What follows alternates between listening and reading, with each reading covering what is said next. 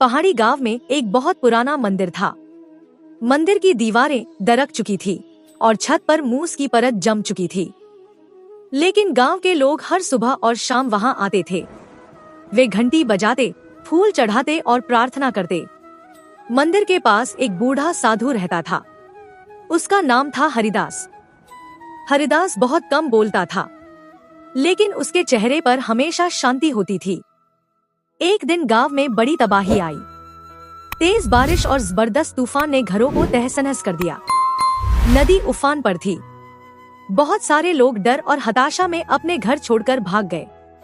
गांव वाले मंदिर में इकट्ठा हुए। उन्होंने भगवान से मदद मांगी। वे घंटियां बजा रहे थे और जोर जोर से प्रार्थना कर रहे थे, लेकिन तूफान कम नहीं हुआ।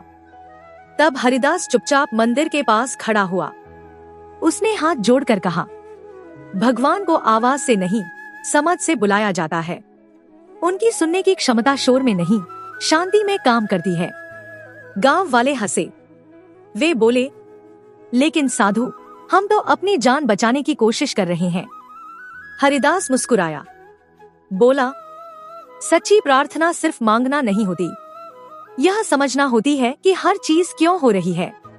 तूफान भी भगवान का हिस्सा है।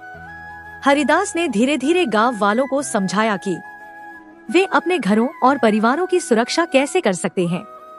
किसे पहले बचाना है, कहाँ छिपना है। वह खुद नदी किनारे गया और देखा कि कौन सा पेड़ गिर सकता है, कौन सी राह सुरक्षित है। गांव वाले उसके पीछे पीछे चले। हरिदास ने उन्हें सुरक्षित रास्तों से निकालना शुरू किया। बहुत सारे लोग डर के मारे कांप रहे थे, लेकिन हरिदास के शांत और समझदार कदम देखकर धीरे धीरे सबको भरोसा होने लगा। रात के बाद तूफान थम गया। सूरज की पहली किरण के साथ गांव का दृश्य बदल चुका था। कई घरों को नुकसान हुआ था, लेकिन कोई जान नहीं गई थी। गांव वालों ने हरिदास की ओर देखा। उसने सिर झुकाकर कहा, भगवान ने किसी को बचाया नहीं, हमारे ज्ञान और हमारी समझ ने सबको बचाया।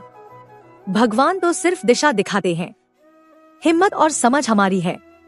उस दिन से गांव वाले मंदिर में सिर्फ घंटी बजाने नहीं आए। वे हर सुबह और शाम साथ बैठकर सोचने लगे कि उनका काम क्या है। वे भगवान से पूछने के बजाय खुद से सवाल करने लगे, और धीरे धीरे गांव में बदलाव आया। लोग केवल प्रार्थना करने वाले नहीं थे, वे सोचने, समझने और मदद करने वाले इंसान बन गए। हरिदास ने एक दिन गांव वालों से कहा, सच्चा भगवान किसी मूर्ति में नहीं, किसी मंदिर की दीवार में नहीं, वह हर उस जगह है जहां तुम समझदारी और दया से काम करते हो। गांव वाले अब जानते थे कि जब डर आए या तूफान आए, भगवान की सबसे बड़ी शक्ति तुम्हारे अपने भीतर ही छुपी होती है। और वही दिन था जब गांव ने पहली बार महसूस किया कि सच्ची पूजा सिर्फ शब्दों में नहीं होती, बल्कि हर नेक काम, हर समझदारी भरे कदम में होती है।